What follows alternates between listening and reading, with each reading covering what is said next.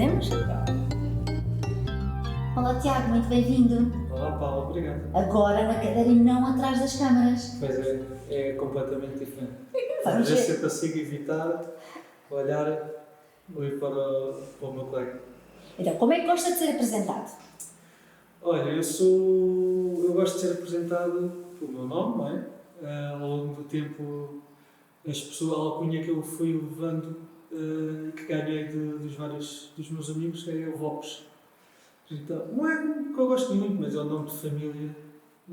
Então, normalmente chamam de Lopes dos sítios onde eu já passei. Por isso, posso ser apresentado como Lopes. O Lopes. O que mostra essa proximidade. E de onde é que nós nos conhecemos? Olha, eu conheço a Paula da Choice. Sim, da Choice, sim. Da antiga Choice. Conheci a Paula lá, no escritório. Só depois é que soube que éramos vizinhos, quase vizinhos, aqui do campo.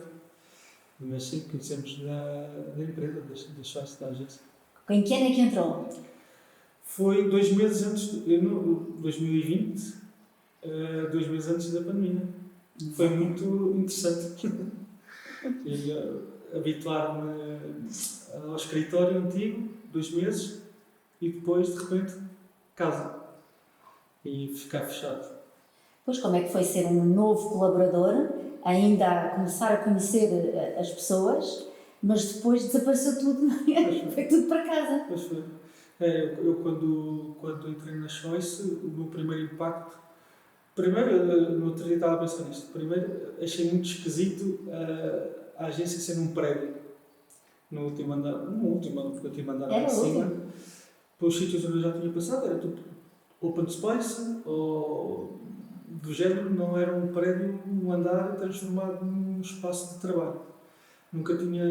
Achei esquisito entrar ali no prédio, no elevador, e depois chegar ao patamar e como se estivesse a entrar em casa. Mas habituei-me rapidamente. Ali naquela zona era uma zona privilegiada, muito giro, com uma grande vista, que era o ponto principal de trabalhar ali naquele sítio.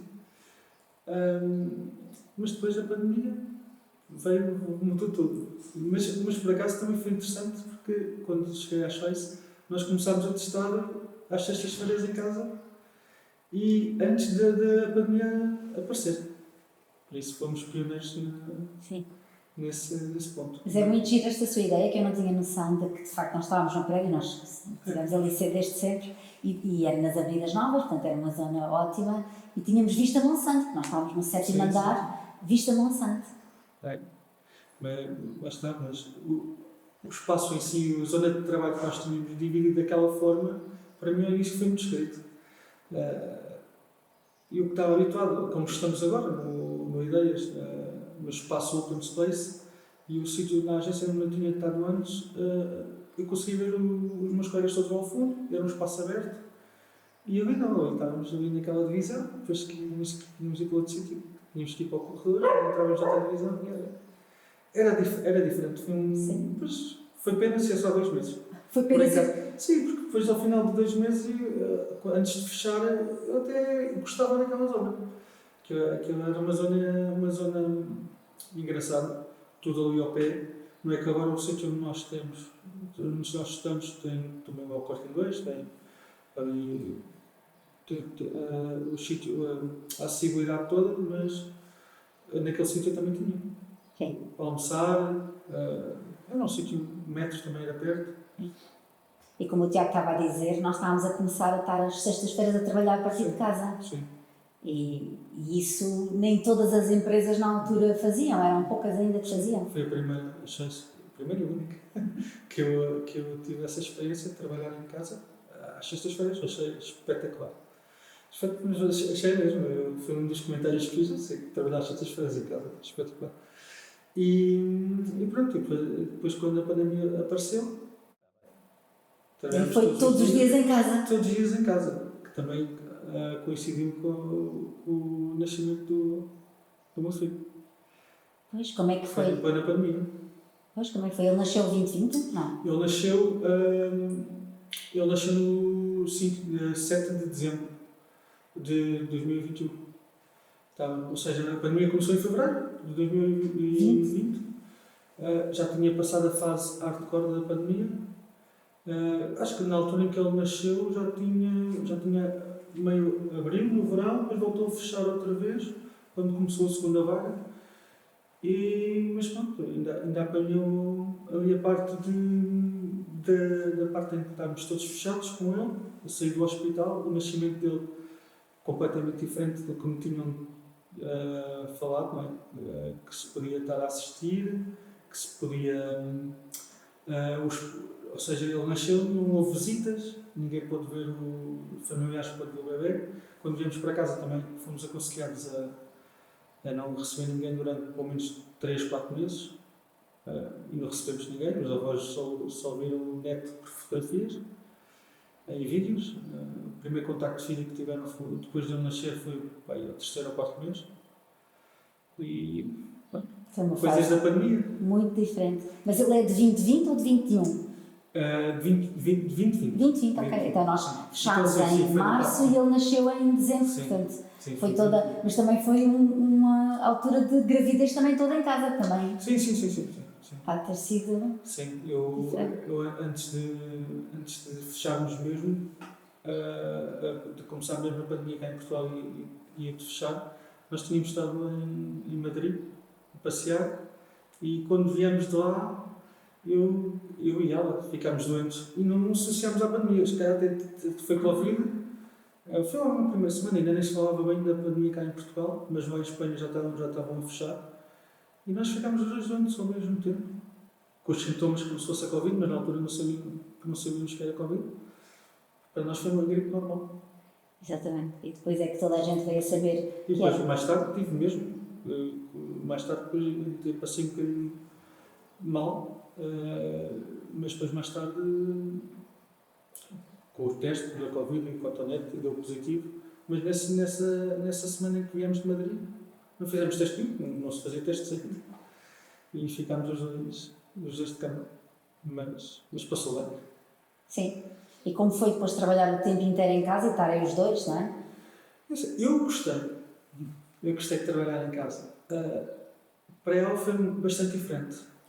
Como ela é protésica, trabalha em um laboratório, não é fácil trazer os materiais para ela poder trabalhar em casa, apesar de ter tentado durante um mês fazer as coisas mais simples, mas enquanto nós parámos e nós levámos os materiais para casa, o computador, e continuamos a trabalhar e dentro do possível ser produtivos, ela durante quase a pandemia toda não fez nada.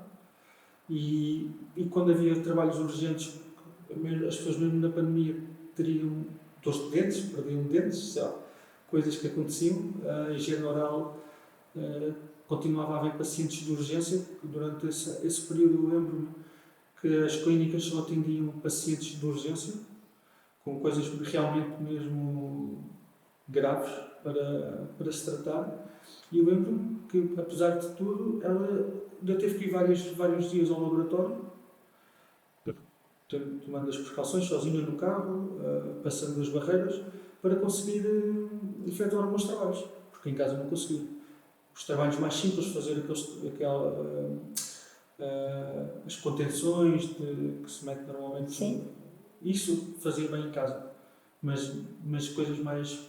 moldes, tinha que fazer os moldes. Mas coisas de cerâmica que tinha que ir ao forno, não dá para ir ao forno de casa, não. Tem que ser um forno especial. E também não deu para transportá-la para casa. Então ela tinha mesmo que ir lá. Isso é uma área que nós nem sequer nos lembramos, não é? Toda a medicina dentária, que é a área de saúde oral, e o que é que aconteceu nessa altura, não é? E como é que foi difícil. Sim. E o retrocesso que deve ter havido. Sim. E mesmo os médicos dentistas, na medicina em geral deve ter sido difícil também. Nós ouvimos o que aconteceu nos hospitais, mas nas clínicas dentárias o paciente não se sabe, apesar de terem todos os kits de precaução, mas o paciente está lá sentado com a boca aberta para ser tratado e o respirar, mesmo o médico dentista com as proteções todas, Há de ter sido muito assustador. Deve ter sido ao início, Deve ter sido muito assustador. Deve ter sido um rombo gigante para as clínicas todas, porque como é que trabalhavam? Não sei. Pararam, deve ter sido muito difícil. Mas E como é que foi para si estar numa empresa recentemente, em que não tinha ainda à vontade com toda a gente, e ir de imediato trabalhar para casa? Para mim, os dois meses iniciais em que estivemos no escritório, foi giro, porque conheci as pessoas todas. Almoçávamos lá, naquele espaço que eu lembro-me ainda, quando fazíamos as reuniões e também depois acabávamos por ser meia copa. E foi giro conhecer as pessoas. Nesse ambiente, de repente fecha tudo, começo só a contactar com as pessoas por vídeo e por chamada. E é engraçado que os 2 meses serviram para criar laços e para continuar. Mas porque eu também considero uma pessoa sociável. Se eu fosse uma pessoa mais introvertida, se calhar tinha sido muito difícil para mim. Mas como dou bem com toda a gente e falo bem com toda a gente, nunca tive esse tipo de... Não senti grande diferença. Sim. Não senti grande diferença. Sim. Talvez em termos de aprendizagem e de adaptação aos trabalhos, não é? Isso sim, porque um dos meus objetivos quando vim para a Suécia era consolidar alguns dos conhecimentos que eu tinha e estabilizar. Apesar de quando eu entrei na Suécia, o nome disse-me logo, que o que fazemos aqui é a paginação.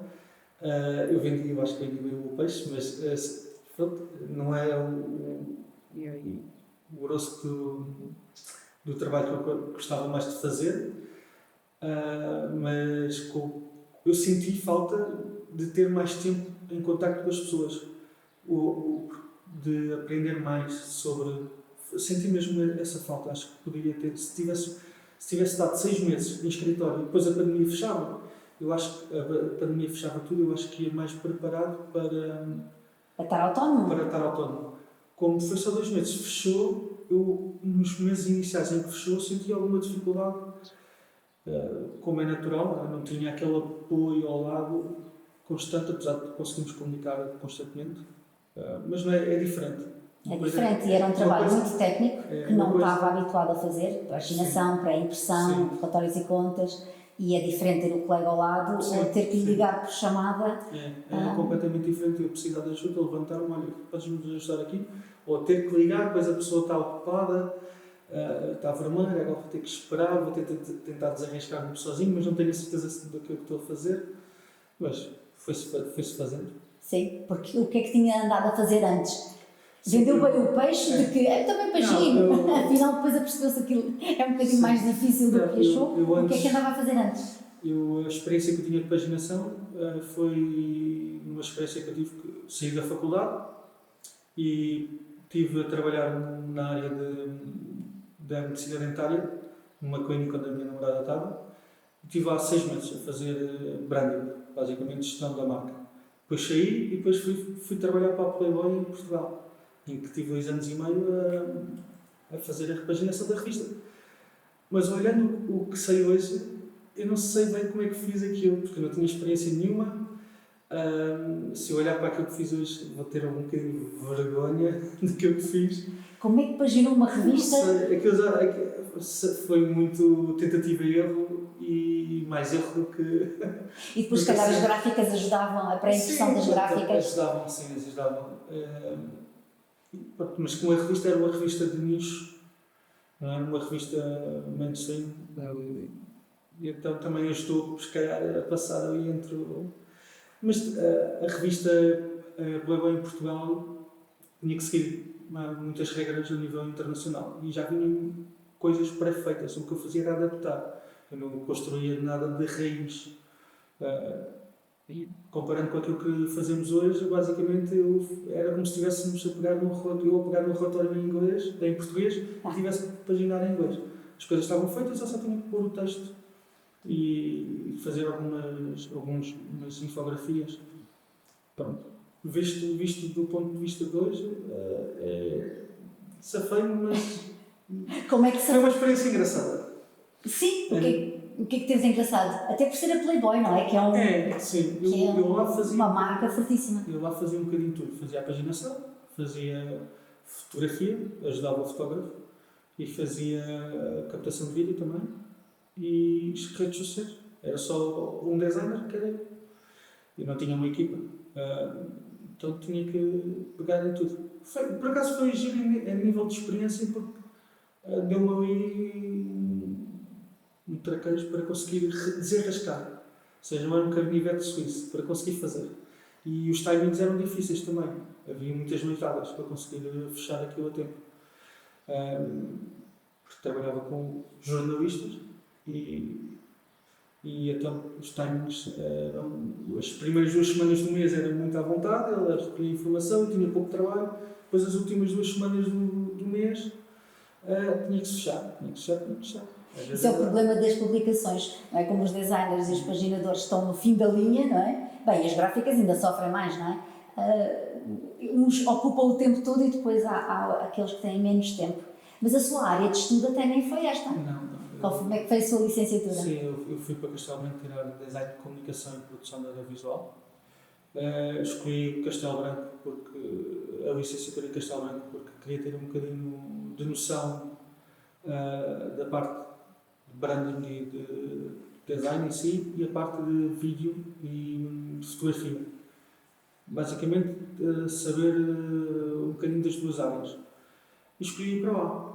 Mas eu antes de ter entrado em Castelo Branco, entrei em arquitetura paisagista na Faculdade de Arquitetura em Lisboa.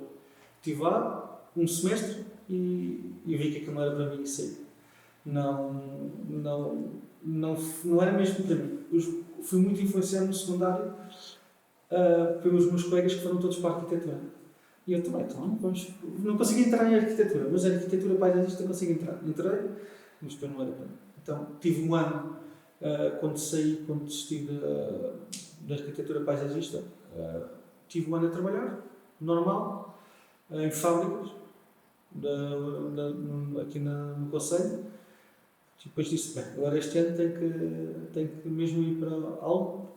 E escolhi Castelo Branco, fui para lá e fiz lá a minha licenciatura. Quando saí da licenciatura, passei por essas 2 experiências. Depois, quando saí da Playboy, fui para uma agência, foi a primeira agência onde estive, em que fazíamos packaging, embalagens, design de embalagens. Também foi muito chique, tive lá um ano.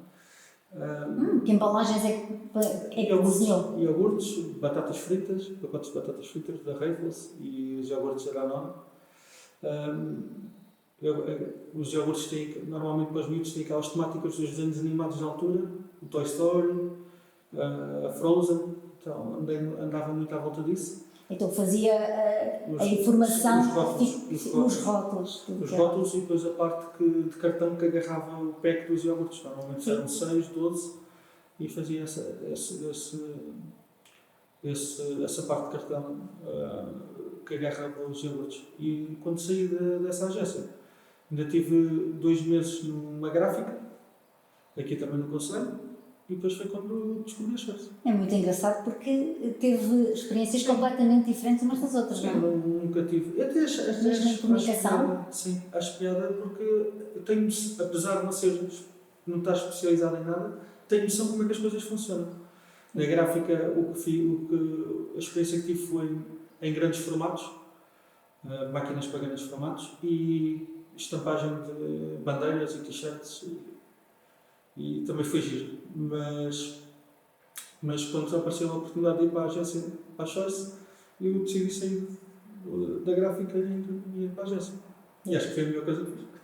Então, porque de todas as empresas onde já tive, a Choice é a empresa que a nível humano, e faz parte do nosso ADN, não é? E que tem mais em conta o colaborador.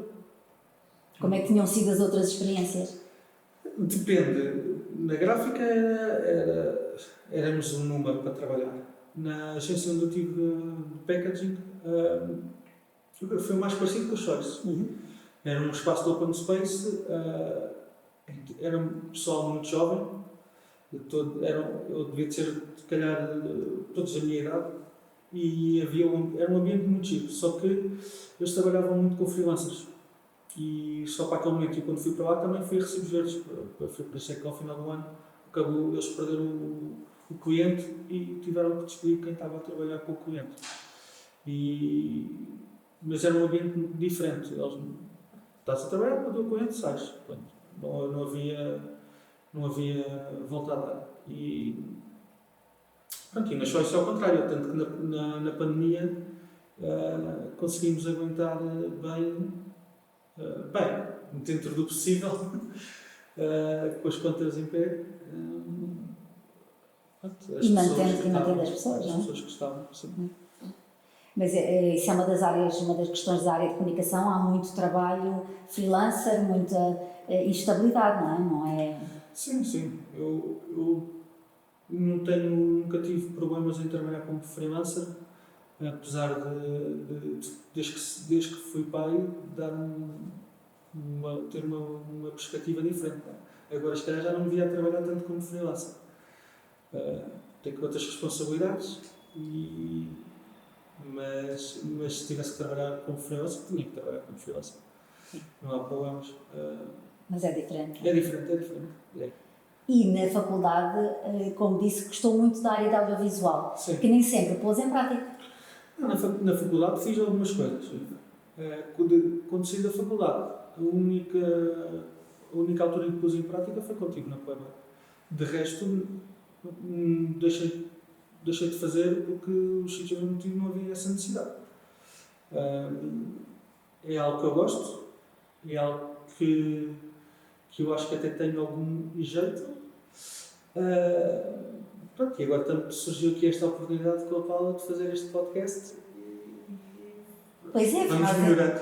Nós ainda não revelamos que o Tiago é quem está normalmente por trás das câmaras e que nos está a dar apoio não só na parte da gravação, nos dias de estúdio, de gravação como hoje, como depois também faz a edição. E isso é que é muito giro, porque na Choice nós não temos, normalmente subcontratamos e temos quem nos faça essas áreas, mas desta vez resolvemos, se o Tiago sabe fazer e estudou para isso, vamos lá pôr isto em prática. Sim, as coisas vão saindo e acho que há coisas a melhorar, como é óbvio, mas eu acho que é melhor fazê-lo do que não fazer. Com o tempo vamos melhorando os aspectos que pode-se melhorar. E depois vamos ver o feedback de quem nos vai ouvir. Como é que foi? Uma coisa que já não fazia há bastante tempo retomar? Ao início foi um bocadinho preocupante, tendo em conta os problemas que nos deu ao início, para conseguir otimizar a forma de começarmos a gravar e de pôr isto tudo a funcionar sem dar grandes problemas ao início. Foi um bocadinho difícil, mas agora eu diria que passado dos 8, 9, 10 episódios que as coisas já está... Já fez uma mão cheia, por isso agora já pode estar aí sentado, porque já fez uma mão cheia, pronto, já está mais confortável. É um comboio em andamento agora. Sim. Mas e o que é que tem vindo a aprender de fazer? Tenho visto muitas coisas, principalmente o Premiere, que é um programa de edição em que editamos os episódios. Era um programa que só tinha mexido na faculdade, basicamente. E basicamente aprendi tudo quase de raiz, em tempo recorde. É um programa que não é difícil de trabalhar, até porque a dinâmica do podcast não exige muita edição para além dos cortes. Não é como fazer um videoclipe, não é como fazer uma curta-metragem. Nós temos as câmaras e a escolher o melhor plano, trabalhar o som da melhor maneira possível e a cor dos clipes da melhor forma possível. Apesar de ter algum desafio, porque nós não estamos em estúdio, não é? Nós estamos na entrada de uma casa. Sim. E é muito giro ver, porque o Tiago diz: ai meu Deus, o som! Ai meu Deus, o som! Não, isto aqui tem aqui umas variantes um bocadinho difíceis de controlar, porque este espaço é muito bonito, é um espaço icónico da Casa da Paula, mas tem aqui uns problemas técnicos para o som que são difíceis de ultrapassar. A altura do teto, a profundidade, faz aqui muito eco. Pronto, e se calhar o próximo passo será arranjar uns microfones de stand para conseguirmos captar melhor o som, mas neste momento vamos trabalhando com o que temos e vamos resolver da melhor maneira. E eu lembro-me no início, e quando a primeira coisa muito interessante foi o Tiago ter dito logo, sim, vamos, que é, podia ter dito, e não, e depois o ir estudar, porque... Sim, eu por mim até tínhamos arrancado a gravar com os telemóveis, os iPhones. De onde é que vem essa característica de, não, vamos fazer? Então, vamos fazer, depois logo se vê o que é que vai sair. O que é uma boa... Bem, os perfeccionistas irão dizer que como é que é possível começarem a fazer um programa sem todas as condições. Depois de se começar, resolvem-se os problemas. Mas se nunca se começar, nunca se faz nada. Eu, pelo menos, eu se calhar também sofro um bocadinho desse mal, que eu, desde pequenino, eu meto-me em várias coisas, começo a fazer várias coisas, depois há muitas que ficam pelo caminho. Mas eu experimento tudo, seja no desporto, seja no trabalho, dentro do design, gosto de tudo, gosto da parte digital, também aprendi a gostar da parte da gráfica e da edição, das publicações. Gosto de explorar um bocadinho tudo, mas... E estava-me a dizer em pequenino, sempre, o que é que andou a experimentar? Não, a nível de desporto. Sim. A nível de desporto fiz várias coisas. Fiz danças de salão federado. Explique-me isso, que eu acho isso uma delícia. Isso é uma história um bocadinho engraçada. Na altura, andávamos todos à volta quando eu tinha os meus 10, 11 anos, os miúdos todos vão para o futebol. E eu, na minha terra, não foi diferente, íamos todos para o futebol. Só que o futebol, para aqueles que têm jeito a jogar a bola, têm jeito para o futebol, é ótimo. Depois que não têm muito jeito, aquilo torna-se um bocadinho difícil. É um ambiente, principalmente nos miúdos, em que acaba por haver um bocadinho de bullying. E se tu não tens jeito para jogar a bola, não estás lá a fazer nada. Eu não tinha muito jeito para jogar a bola. Sinceramente, nunca tive muito jeito para jogar a bola. Gosto de ver, mas nunca tive muito jeito para jogar a bola. Então, o que é que eu vou fazer a seguir? Desporto. E vi que havia danças de salão. Eu achei, isto não é para mim. Mas depois descobri uma coisa que era: as danças de salão é um rapaz e uma rapariga. Então, se há raparigas, pode haver interesse em experimentar. Então fui experimentar. E quando fui experimentar, vi que havia ali um nicho interessante. E quando tu tens 10, 11, 12 anos, se calhar o que te interessa mais na altura é raparigas. Então convenci os meus melhores amigos a irem também. E fomos os três, éramos 4, fomos os 4 para as danças de salão. E ao início aquilo andávamos já por piada. Mas depois, eu sou uma pessoa também competitiva. Tudo o que faça para mim tem que haver competição. E então começámos a levar aquilo mais a sério. E como dei para mim, estávamos todos federados já a competir a nível nacional e internacional. É verdade. E era muito engraçado porque eu estava com os meus melhores amigos e estávamos todos a competir uns contra os outros. E andei nesta federado desde os meus 11 anos até aos 17. Isso é muito engraçado. Ter começado por, se ali há raparigas, então eu vou para lá. E elas devem ter agradecido imenso, porque normalmente faltam os 4 rapazes. E eu tenho mais 3 amigos ainda por cima. Isso é muito giro. Os outros andavam lá todos no futebol e a ser maus uns para os outros, tudo só rapazes. Deixem-vos estar aí. Sim, uma das coisas que nós gostávamos muito era que os balneários eram mistos. Ou seja, não separava os balneários dos rapazes com as raparigas. Então, nas danças de salão, isso hoje em dia não era permitido. Não, hoje em dia, e acho que não é, atualmente já não é, mas na altura nós vestíamos todos juntos. Então, as pessoas podem olhar para... E se calhar corria bem, não é? Se não havia... Eram todos colegas? Sim, e deu muito jeito.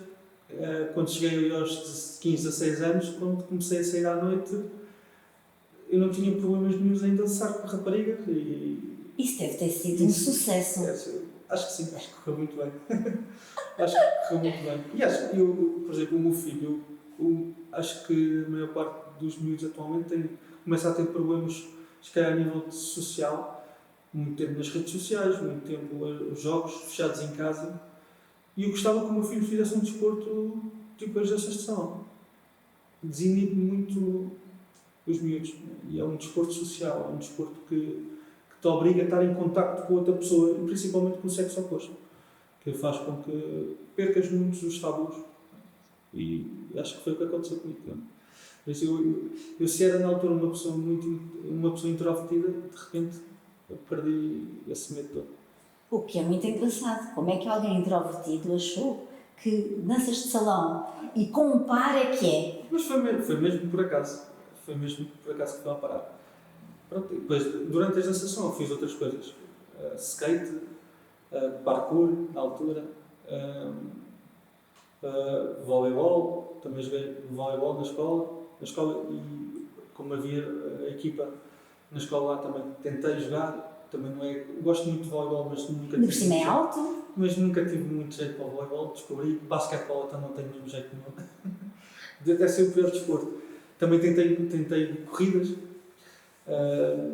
tentei fazer várias coisas dentro do desporto e agora descobri o pádel. Exatamente, agora estamos no paddle. Qual é o encanto do paddle? Não sei, gosto do desporto.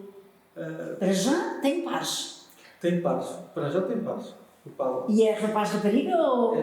Também tem mistos, mas mais competitivo rapaz por rapaz. Mas o desporto em si é um desporto que é fácil de começar. É um desporto que é muito físico em nível de para-arranca. Para perder peso é capaz de ter um dos desportos melhores. E é um desporto caro. É um desporto muito caro. Mas é um desporto giro de se jogar, acaba de ser um desporto muito rápido. Troca-se a bola muito rápida. Exige muita destreza e pensamento rápido. E isso atrai-me no jogo. Um jogo que não é só um jogo como no ténis, que é bater bolas, apesar de ter outras nuances.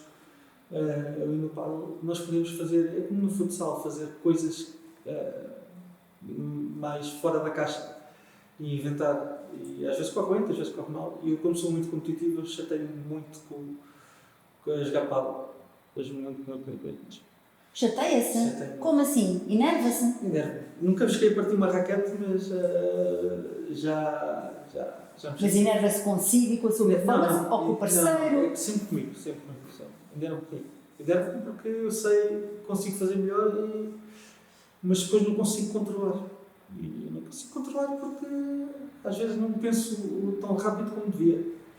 Pois é. E quando se começa a jogar, ao final de uns 30 minutos, começa a soar em bica e o pensamento já vai mais em termos de reação, de reação do corpo do que reação de pensar. Já bate na bola, mas pronto, é um jogo engraçado. E agora também faço parte da Liga de Clubes, por isso é que também me federei. Então agora está federado do pádel. Estou federado do pádel. E quais são os níveis? Como é que isso funciona? Eu estou no nível iniciante. Até que eu vou do nível 6 ao nível 1. O nível 1 é só já profissionais. O nível 6 é o nível amador social. E toda a gente, mesmo se fosse muito bom, tem que se começar pelo nível mais baixo, só que depois é que se vai subir com os pontos que se vai ganhando. E que carga é esse agora na Liga de Clubes? A Liga de Clubes é como se fosse, comparando com o futebol, é uma liga por zonas. Nós temos aqui a zona da Liga do Oeste e eu estou federado por um clube, que é o Clube ali do Carregado. Estou federado e vamos jogar contra outros clubes aqui na zona.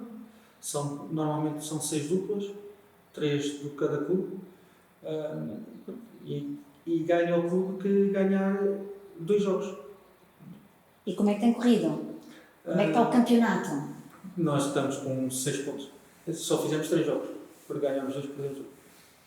Faz parte. E depois da região vão jogar com Sim, outras? o grupo tem 8 clubes, porque isto depois está dividido por grupos, tem 8 clubes, e os 2 melhores de cada grupo passam para jogar a fase final. E é o primeiro ano em que está É o primeiro ano. em competição, já É o está em primeiro competição. ano, sim. Qual é a sensação? É um giro, que acaba por ser um convívio muito interessante e acaba por ser um grupo de pessoas, umas mais velhas, outras mais novas, mas que nos damos todos bem e acabamos de gostar todos do pádel. Mas o pádel também, o objetivo daquilo é jogar e depois ir para o bar. Isso já não é tão saudável. Depende. Há quem faça ao contrário, que eu acho que é menos saudável ainda. Passa primeiro pelo bar. Primeiro passa pelo bar e só depois é que vai jogar. Acho que é menos saudável. Esses jogos devem ser muito interessantes. São. Um bocado laterais. Mas é um desporto que está a crescer muito em Portugal. Eu fico contente pelo lado das pessoas estarem, os adultos, encontrarem coisas para fazer de desporto, porque muitos até fizeram em jovens, como o Tiago, mas depois param e não sentem ligação a nada porque não conseguem fazer. Sim, eu senti isso, que saí quando fui para a faculdade, para Castelo Branco, parei o que estava a fazer. E quando cheguei lá, ainda tentei voltar a fazer desporto, nomeadamente ginásio, mas ginásio é algo que não me atrai, tirando as aulas de grupo, mas estar a fazer máquinas e a correr só dentro do ginásio não é algo que me atrai. Tentei lá fazer, não gostava, parei de fazer desporto e quando voltei para cá é que voltei a fazer desporto outra vez. Voltei a fazer ginásio, depois aqui outra vez, depois tentei a segunda vez, não correu bem, até descobri o pádel. Sim, quer dizer que prefere desporto e jogos, não é? Sim, porque eu acho que o ginásio competição. Não é desporto, é tratar do corpo. Sim. Para depois poder fazer, Isso. para fazer desporto. Mas Sim. muitas pessoas não veem assim. Eu dava por mim, quando ia ao ginásio, eu ia para as aulas de grupo. Sim. Pronto, porque era em grupo, estava ali com as pessoas. Sim. Agora, estar a fazer sozinho desporto, para mim não... Desporto, estar ali a correr, por exemplo, maratonas, ou correr só. Eu, se estiver a correr, corro, mas prefiro ir correr em grupo. Sim. Já se percebeu como é que o introvertido se tornou tão social? E que palmeiras tem na danças de salão? Disse que federou-se, nacional e internacional. Eu quero saber isso. A dança de salão funciona por três faixas de competição. Os iniciados, começam-se todos por iniciados, depois entre os iniciados tem a faixa etária. Eu posso começar com 60 anos e ser iniciado, só que vou para o iniciado dos 60 anos mais. Comecei por iniciado, de iniciado aquilo, todos os meses há um campeonato, ou seja, durante 11 meses fazemos 11 campeonatos e no mês de dezembro há a final. Nós ganhamos pontos conforme o campeonato, janeiro vamos no campeonato. Eu fico no lugar X, ganho X pontos. No mês de dezembro só vão os 8 primeiros classificados com os pontos a esse campeonato final. E aí é que se decide. Eu posso, durante os 11 meses, ficar sempre em primeiro, mas se chegar a dezembro e for dançar, competir contra esses 8 pares, eu posso ficar no oitavo. Ou seja, posso ter acumulado pontos durante o ano todo e ficar em primeiro na geral dos pontos, mas depois ficar em oitavo no campeonato mais importante do ano. Durante a fase regular dos pontos de iniciados, devo ter, durante esse ano, ganhei 5 ou 6 campeonatos mensais. E na final desse ano, consegui ir à final, ficar entre os 8 melhores e fiquei em sexto. Não foi mal. Pronto, para mim, começar não foi mal. Engraçado é que nesse ano os meus 3 melhores amigos fomos todos. Ou seja, fomos todos à final e por acaso nos iniciados, dentro da gestação, é onde há mais pessoas a competir, mais pares. E eu lembro-me na altura que devíamos ser para aí uns 40 ou 50 pares a competir. Os campeonatos normalmente começavam sábado e às vezes até iam para domingo. E os iniciados competiam ao sábado e depois os profissionais é que já iam para domingo. Pronto, e este ano tive essas vitórias, depois a segunda fase, no ano a seguir, já passei para iniciados, intermédios, já passei para intermédios, e que a lógica é a mesma, só que já é mais difícil. Aí sei que na fase regular não ganhei nenhum, eu lembro disso, não ganhei nenhum, mas mesmo assim ainda consegui ir à fase final, em que fiquei em sétimo.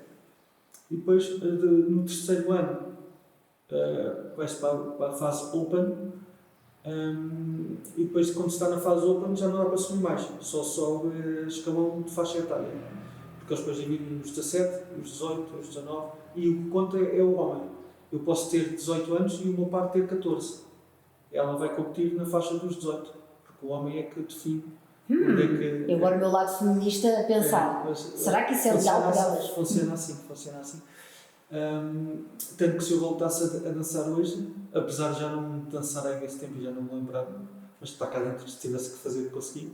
E se fosse começar com a Paula tinha que competir para Open. Ou seja, nunca podíamos ter par. A Paula não ia para iniciados, porque o que gera o ranking é os homens. Sim. Então, e como teve experiência internacional? E quando foi na altura dos Open, no segundo ano do Open, cheguei. Quando eu digo internacional, fomos só à Espanha. Sim. Saímos de Então já é. Fomos a E Espanha podem ter, se calhar, muito mais nível, não faço ideia. É, muito mais, sim.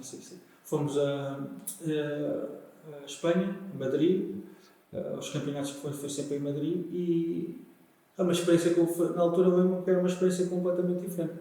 Enquanto cá em Portugal, mais ou menos, estávamos sempre na fase final.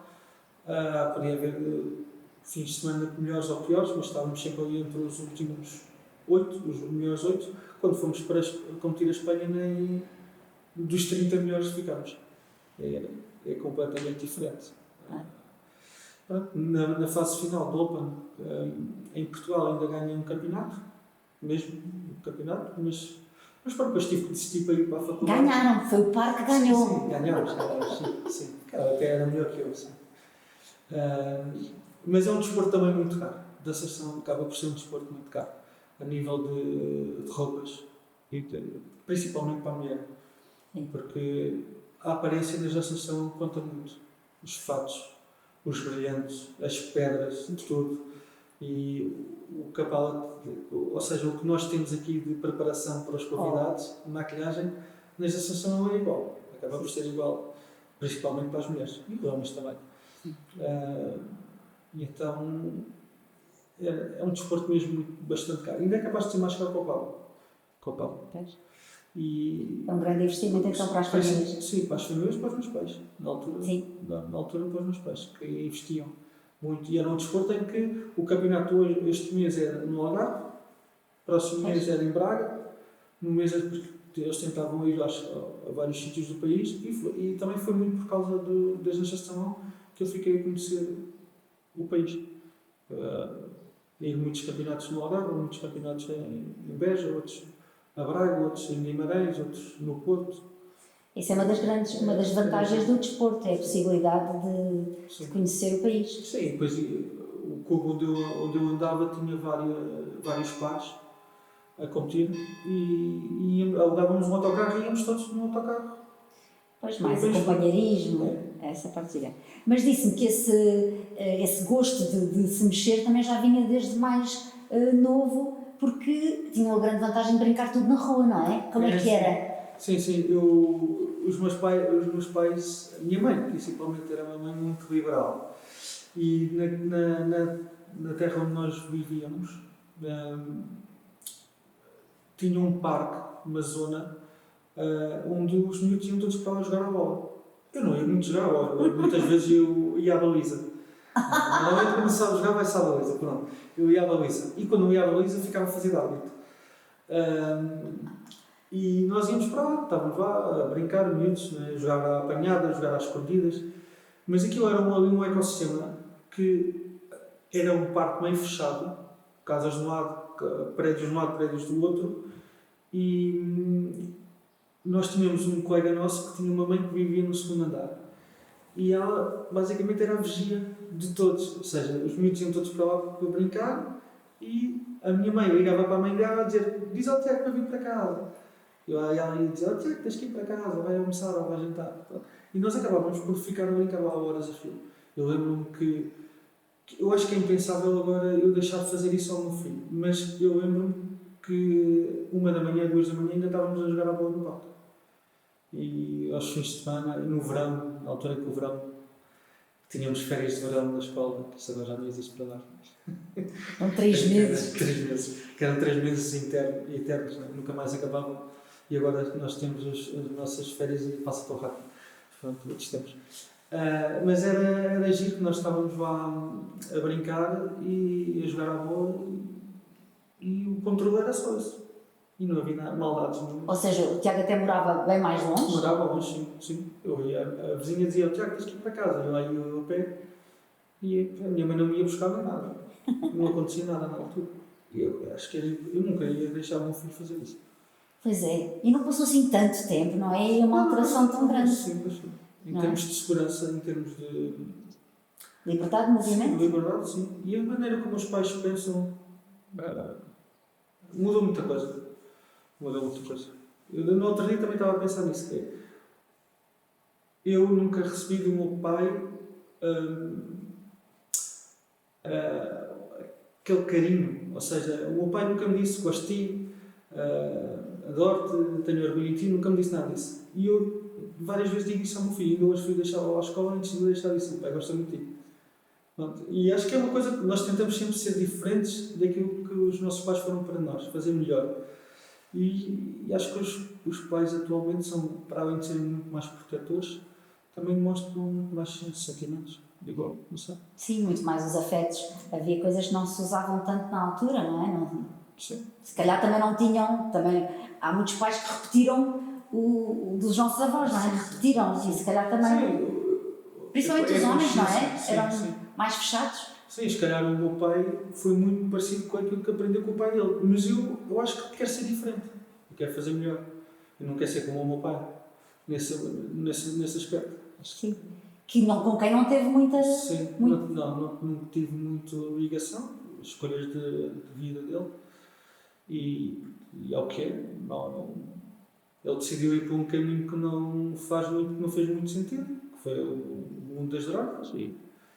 Pronto, e enquanto ele estava sóbrio e sabia o que estava a fazer, era um pai normal, para a altura, mas quando estava sob o efeito, era tudo menos pai.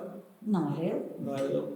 Era. E enquanto eu era pequenino, assisti a muitas coisas que uma criança não deve assistir, e isso foi formando a minha personalidade, tanto que eu detesto que seja o que for de drogas e nunca experimentei nada. Apesar de estar na área criativa, que é um bocado complicado. Mas a pessoa pode ser criativa sóbria. Mas pronto, foi uma decisão dele e uma decisão minha que, com o passar dos anos, decidi afastar-me. E ele, nos últimos. O meu pai já morreu ano passado, e ele, nos últimos anos de vida dele, tentou aproximar-se, conhecer o neto. Eu nunca disse que não, mas não era a mesma coisa. Não sentia ligação nenhuma com ela. Já a minha mãe tem o seu feitio e sofreu um bocadinho muito nas mãos dele. Se fosse atualmente, ou seja, nos anos atuais, se a minha mãe sofresse o que sofreu na altura, ele estava preso. O meu pai não tinha violência doméstica e houve momentos em que podia ter descambado para algo muito, muito pior. E não descambou porque sorte. Eu vi coisas que não se devia de ver. Uma criança não devia de ver. Eu e a minha irmã. Sim. Isso deve ser. Não consigo imaginar. Deve ser muito, muito duro. Sim, e uma das coisas que me uniu à minha namorada também é com as histórias de vida parecida. Também. Mas ali na zona onde nós vivíamos era bastante comum. Naquela altura era bastante comum. E atualmente também deve haver muitas coisas. Os casos que nós ouvimos na televisão também. As coisas acontecem. Na altura não era filmado e não se sabia tanto, mas acontecia. Sempre aconteceu imenso. Agora é crime público isto. Portanto, pode-se ir tentar salvar as mulheres e as crianças, não é? Sim. Não é? Porque o impacto é que isso teve em si. A mim teve um impacto. A única coisa positiva que eu tiro daquilo tudo foi o facto de me afastar completamente desse mundo. O que eu vi fez-me perceber que aquilo não era para mim. Eu acredito que haja muita gente que nasce naquele mundo, muitos miúdos que nascem naquele mundo e ficam naquele mundo. Eu fui completamente ao contrário. Foi assim o único impacto positivo. O impacto negativo, ao início, foi, eu diria que foi a parte social. Não é? O facto de ser no dia do pai e o meu pai nunca está presente na escola. O que faço muita questão de, quando é o dia do pai, estar com o meu filho. E eu ando de ser o dia do pai e o meu pai não está. Tem muita noção da ausência Sim, sim. desse papel. Esse papel não existiu. Sim. Mas depois a minha mãe conheceu. Depois daí houve uma coisa boa, não é? Sim, a minha mãe conheceu outro senhor, que é o meu pai atualmente. Para mim é o meu pai. Pois, que idade é que tinha? Quando ele se juntou com a minha mãe, eu tinha 9 anos. 9 anos. Sim. Basicamente a educação toda que eu tenho foi ele que me deu, a nível masculino. Claro que ele também não é uma pessoa perfeita, tem os seus problemas. Vamos já aqui deixar. É do Porto, pronto, é portista. Tem os seus defeitos, mas é uma pessoa que me apoia muito das minhas fases parvas. Apesar de ele ter outros 2 filhos mais velhos, é uma pessoa que eu lhe devo muito, que quando houve uma altura que ele esteve doente, eu fiquei bastante mal com isso. Parece que estava a sentir como se fosse mesmo o meu pai. E pronto. E é o pai de criação, que é o que conta, não é? Eu não lhe chamo pai, chamo-lhe pelo nome dele, António, mas para mim não, é o meu pai. Sim, para mim não é o meu pai. E fez todo o papel esse que lhe fazia falta? Fez todo o papel. Ele fez todo o papel. Sim, e ainda tem mais mérito, não é? Porque não era... Sim. E também tem mérito a sua mãe, porque conseguiu um tipo de companheiro completamente diferente. E muitas vezes quem tem estas situações de violência doméstica tem dificuldade em quebrar o ciclo. Sim. E ela quebrou. Sim, normalmente uma mulher que sofre violência doméstica, depois para voltar a confiar noutro homem é difícil. E neste caso ela voltou a confiar e estão juntos até ao dia 2. E ele é uma pessoa espetacular. Para mim, eu gosto muito dele. E para os dois? Vocês eram rapaz e rapariga, os 2 irmãos? Sim. E... A minha irmã também, sim. É. Sim. Mas eu acho que mesmo entre nós os 2, ele sempre me apoia mais a mim do que ela. Será que ele achou que precisava? Não, este aqui precisa... Eu tenho tido uma diferença de 10 anos para a minha irmã, se calhar também na altura, ou seja, ele quando veio, se juntou a nós, eu tinha 9 e a minha irmã tinha 19. Também estava numa fase da vida diferente, não é? A minha irmã já estava a acabar a escola para ir para trabalhar. E ele juntou-se mais. Claro, fez parte da sua criação, dela já não é? Sim. Pronto. E a sua mãe? A minha mãe... É que não podemos só falar aqui do padrasto e depois a mãe diz então, mas... Sim, a minha mãe eu gosto muito de implicar com ela, acho fiado, mas faço questão de ir, sempre que posso ir almoçar, vá à casa. Sei que ela valoriza muito isso. Pronto, a minha mãe é uma pessoa simples também, é uma pessoa que trabalhou sempre em fábrica. Pronto, e que tem essa forma de ser e de estar engraçada, que eu gosto muito de implicar. Eu gosto muito de implicar com ela. E ela teve muito orgulho, não é? Sim. Está o filho licenciado, não é? Sim. Ela foi... Eu sou a primeira pessoa, supostamente, que eu saiba da família que teve uma licenciatura. E fez um grande esforço para eu estar na faculdade, para eu ter ido para a faculdade. Porque, ainda por cima, foi para longe? Se fosse atualmente, eu acho que era mesmo um esforço gigante. Porque o custo de vida é insuportável. Mas, na altura, ir para Castelo Branco deve ter custado. Eu lembro-me quando fui para Castelo Branco a chorar, eu também chorei, a ir para lá, sozinho. Mas ela fez muitos sacrifícios para eu poder lá estar. para a alimentação, para pagar as propinas, para pagar a habitação. Sim, o que é que lhe deu? Porque escolheu Castelo Branco. Eu escolhi Castelo Branco por causa da licenciatura, para poder ter as duas práticas. A parte de Porque eles são espertos, hein? Conseguem atrair os alunos. Mas também queria ter uma experiência fora de Lisboa. Não queria estar aqui, ou seja, onde eu vivo, apanhar o comboio, chegar à faculdade, depois voltar para trás. Eu sempre quis ir para fora. Por acaso não fiz Erasmus, mas arrependo de não ter feito Erasmus. Mas quis ir para fora, quis ir para um sítio fora de Lisboa. Para experienciar como é que é viver sozinho. Pois? Viver sozinho. E como foi? Foi giro. Fazer massa com arroz e batata frita. É a alimentação base, e atum é a alimentação base de qualquer estudante. Por isso é que agora vai almoçar à mãe. Sim. Fartou-se na altura. Sim. Mas foi aprender a viver sozinho. Sozinho, não é bem sozinho. A desenrascar-me sozinho. Sim. Porque eu partilhava a casa com outros colegas meus da faculdade. Até isso também é uma aprendizagem, sim. Aprender a partilhar. Sim, porque praticamente foi filho único depois, não é? Sim. É bastante... Foi interessante, foi uma época interessante e para mim os meus melhores amigos Os meus melhores amigos continuam a ser aqueles três que eu tenho. Dessa salão, salão.